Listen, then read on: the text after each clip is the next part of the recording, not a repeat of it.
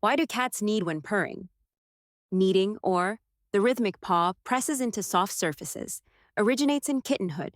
Kittens use it to stimulate milk flow when they breastfeed. In adults, it's a comfort behavior wherein they mark territory via scent glands in their paws to reinforce a sense of safety. When cats knead, they usually purr, a sound that can soothe both cat and human. While it can feel cozy to be kneaded on, sharp claws can scratch one's skin.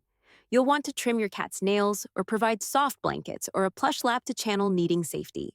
This instinctive comfort behavior is a sign of a cat's contentment and can provide a bonding session between cat and human. Does your cat have a favorite kneading spot, or do they turn your lap into their personal dough station? Tell us what kneading is like at your house.